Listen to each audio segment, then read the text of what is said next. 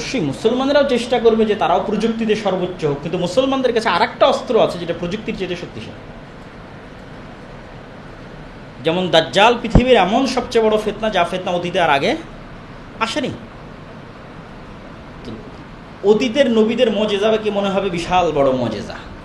মুসা আলাইহিস সালাম, এই ঈসা আলাইহিস সালাম মৃতকে জীবিত করে দেয়, অন্ধকে চক্ষুষ্মান করে দেয়। তাহলে কোরআন কি? কোরআন এগুলো সবগুলোর চেয়ে পাওয়ারফুল। কোরআন মোকাবেলা করবে, কোরআনকে দিয়ে মানুষ মোকাবেলা করবে দাজ্জালকে। কোরআন সবচেয়ে পাওয়ারফুল। সেটা কিভাবে? একজন ব্যক্তি দাজ্জালকে বলবে তুমি মিথ্যুক, রাসূলুল্লাহ সাল্লাল্লাহু আলাইহি ওয়াসাল্লামের হাদিস। দাজ্জাল ওর মৃত আত্মীয় স্বজনকে জীবিত করে দেখাবে, তাও তার ঈমান পরিবর্তন হবে না। এবার অকি চিড়ে ফেড়ে টুকরো টুকরো করে অকি আবার জীবিত করে বলবে যে এবার দেখ তোকেই মেরেছিলাম এবং তোকেই আবার জীবিত করলাম, মানুষজনকেও দেখাবে। তখন ওর ঈমান আরও মজবুত হয়ে যাবে। আরও মজবুত হয়ে যাবে, আমি তো আরও 100 বার কসম করে বলছি তুই দাজ্জাল, মৃত্যু, তুই রব বা ইলাহ হওয়ার কোনো সম্ভাবনা নেই। এবার দাজ্জাল আরও ক্ষিপ্ত হয়ে যাবে, ক্ষিপ্ত হয়ে ব্যক্তিকে হত্যা করতে যাবে, কিন্তু আর হত্যা করতে পারবে না। তাহলে দাজ্জালের সর্বোচ্চ শক্তির বিপরীতে সর্বোচ্চ ঈমান বিজয় লাভ করল। আর ফেরাউনের সর্বোচ্চ শক্তি কি ছিল না ফেরাউনের কাছে? ফেরাউনের সকল শক্তির বিপরীতে মুসার আল্লাহ ভরসা বিজয় লাভ করল। এটাই হচ্ছে এই সূরা কাহাফ থেকে মুসলমানদের জন্য শিক্ষা, দাজ্জালের ফিতনা মোকাবেলা করার জন্য মুসলমানদের শিক্ষা, আধুনিক যুগের সর্বোচ্চ প্রযুক্তি মুসলমানেরা মোকাবেলা করবে তার শিক্ষা। যে তোমরা হতাশ অবস্থায় আছো, আল্লাহ কত ঘটনা কোরআনে বর্ণনা করেছে তোমাদের জন্য। মুসলমানের মুখের আওয়াজে, যে মুসলমান যদি মুখ দিয়ে উচ্চারণ করে বিসমিল্লাহ, অথবা মুসলমান যদি মুখ দিয়ে উচ্চারণ করে আল্লাহু আকবার, আল্লাহ নবী বলছে শেষ জামানায় শহর বিজয় হবে শুধু আল্লাহু আকবার দিয়ে। তো মুসলমানকে এই বিশ্বাস রাখতে হবে যে সে যদি আল্লাহর ওপর পূর্ণ আস্থা দিয়ে সামনে আগায়, সে যদি বিসমিল্লাহ বলে, আল্লাহু আকবার বলে, তো পারমাণবিক বমকে আল্লাহ পানি বানিয়ে দিতে পারে। আল্লাহ লাঠিকে সাপ বানাইছে না? সব সেম, মানে সব কিছু গোড়ায় গিয়ে সেম, জাস্ট আল্লাহর আদেশের অপেক্ষা। কিন্তু সেই আস্থা, সেই ঈমান মুসলমানদের নাই। ওটাই মুসলমানদের সম্পদ। মুসলমানদেরকে ওই জিনিসটাই বাড়াতে হবে। তো আল্লাহ সুবহানাহু ওয়া তাআলা আমাদের সকলকে এই ঘটনাগুলো থেকে, সূরা কাহাফ থেকে, এবং আল্লাহ সুবহানাহু ওয়া তাআলা যে ইতিহাসগুলো তুলে ধরেছে কোরআনের বিভিন্ন জায়গায়, সেগুলো থেকে আমাদের শিক্ষা নিয়ে আল্লাহর শক্তি, আল্লাহর ক্ষমতা, আল্লাহর পাওয়ারের উপর পূর্ণ আস্থা। এবং দুনিয়াতে যা শক্তি, যা ক্ষমতা আমরা দেখতেছি, এগুলো আসলে আল্লাহ সুবহানাহু ওয়া তাআলার শক্তি ক্ষমতার সামনে কিছুই নয়। ওই রকম ঈমানওয়ালা মানুষ তৈরি হচ্ছে না, এই জন্য পরিবর্তন হচ্ছে না। এই জন্য আল্লামা ইকবাল বলেছে যে এই যুগের একজন ইব্রাহিম লাগবে।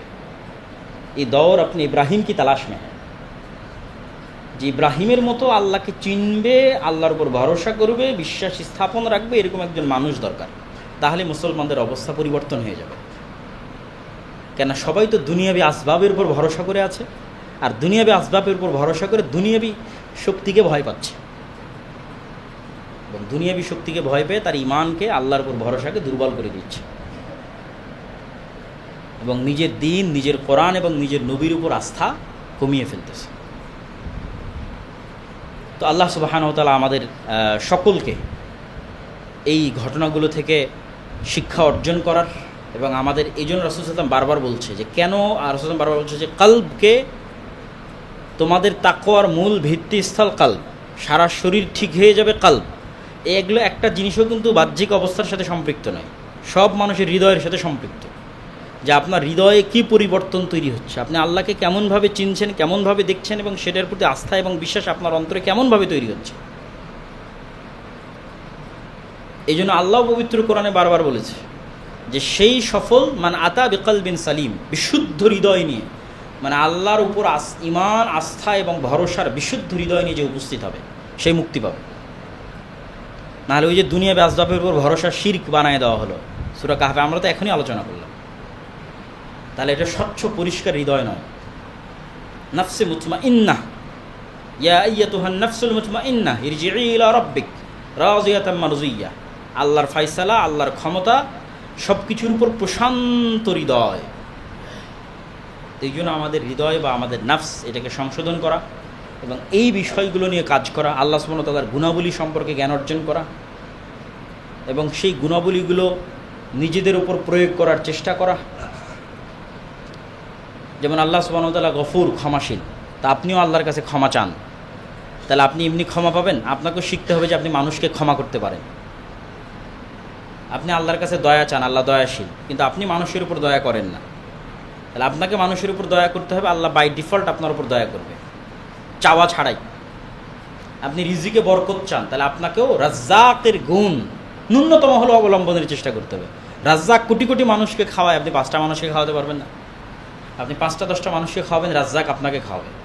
এগুলোভাবে বাই ডিফল্ট চলে। এইভাবে যদি মানুষ আল্লাহর গুণগুলো শিখে নিজের মধ্যে নিয়ে আসার চেষ্টা করে, তাহলে একটা মানুষ পরিপূর্ণ তাওহীদপন্থী, আল্লাহর উপর ভরসাকারী, সর্বোচ্চ ঈমানের অধিকারী হয়। আর বক্তব্যের শেষের দিকে এসে আপনাদের কাছে উদাত্ত আহ্বান থাকবে যে মাসিক আল ইতিসাম, এই ধরনের সমসাময়িক বা গুরুত্বপূর্ণ যে কোনো বিষয়ে আমি নিজেও নিয়মিত লিখি। যেমন এই মাসের মাসিক আল ইতিসামের সম্পাদকীয় আছে উপনিবেশের শিকলে আফ্রিকা, ইব্রাহিম ত্রাওরের বিপ্লব ও মুসলিমদের বাস্তবতা। আমরা তো শুধু আমাদের ভারত উপমহাদেশের উপনিবেশ জানি, যেখানে ব্রিটিশরা শাসন করত, কিন্তু আফ্রিকাতে যে স্পেন, ফ্রান্স, ইতালি যে কী জঘন্য রকমের শাসন করেছে সেটা কিন্তু আমরা জানি, এবং এখনও যে সেই শাসন তারা ধরে রেখেছে সেটা আমরা জানি। তাদের নিজস্ব কেন্দ্রীয় ব্যাংক তৈরি করার, কেন্দ্রীয় ব্যাংকে নিজের টাকা রাখার যে সাহস বা সক্ষমতা পর্যন্ত নাই। মুদ্রা যে ফ্রান্সেরটাই ব্যবহার করতে হয়, বাইরের কোনো দেশের সাথে চুক্তি করার সক্ষমতা নাই। এবং কীভাবে আফ্রিকা পৃথিবীর সবচেয়ে খনিজ সম্পদ সম্পন্ন এলাকা হওয়ার পরেও কীভাবে আফ্রিকাকে সবচেয়ে গরিব রাখা হয়েছে, সেই বিষয়ে এই মাসের ইতিসামে সম্পাদকীয় আছে। এবং যে আলোচনা আজকে করলাম, এই আলোচনারও একটা ধারাবাহিক লেখনী চলমান আছে, আদ-দাওয়া ইলাল্লাহ, ঈশা আল্লাহর পথে নামে, যেখানে আল্লাহ সুবহানাহু ওয়া তাআলার নাম, গুণাবলী, পরিচয়, আল্লাহর প্রতি আস্থা, বিশ্বাস, ঈমান, যে বিষয়গুলোতে মুসলমানদের দুর্বলতা, সেগুলোর বিষয়ে ধারাবাহিক লেখনী আসতেছে। অতএব আপনাদের কাছে যত আহ্বান থাকবে, আমি জানি না এই মসজিদে মাসিক আল ইতিসাম আসে কি না আসলে নেবেন, এবং মসজিদের দায়িত্বশীল যারা আছে তারা নেওয়ার চেষ্টা করবেন। শিক্ষিত মানুষ যারা আছে তাদেরকে পড়ানোর জন্য দত্ত আহ্বান জানাবেন। আল্লাহ সুবহানাহু ওয়া তাআলা আমাদের সকলকে কবুল করুক। আল্লাহুম্মা আমিন। ইয়া আইয়ুহাল্লাযীনা আমানু সাল্লু আলাইহি ওয়া সাল্লিমু তাসলিমা। আল্লাহুম্মা সাল্লি আলা মুহাম্মাদিন ওয়া আলা আলি মুহাম্মাদ কামা সাল্লাইতা আলা ইব্রাহিম ওয়া আলা আলি ইব্রাহিম ইন্নাকা হামিদুম মাজিদ। আল্লাহুম্মা বারিক আলা মুহাম্মাদিন ওয়া আলা আলি মুহাম্মাদ কামা বারাকতা আলা ইব্রাহিম ওয়া আলা আলি ইব্রাহিম ইন্নাকা হামিদুম মাজিদ। ربنا ظلمنا أنفسنا وإن لم تغفر لنا وترحمنا لنكونن من الخاسرين. ربنا ظلمنا أنفسنا وإن لم تغفر لنا وترحمنا لنكونن من الخاسرين. ربنا ظلمنا أنفسنا وإن لم تغفر لنا وترحمنا لنكونن من الخاسرين. ربنا آتنا في الدنيا حسنة وفي الآخرة حسنة وقنا عذاب النار. ربنا آتنا في الدنيا حسنة وفي الآخرة حسنة وقنا عذاب النار. ربنا آتنا في الدنيا حسنة وفي الآخرة حسنة وقنا عذاب النار. رب ارحمهما كما ربياني صغيرا. رب ارحمهما كما ربياني صغيرا.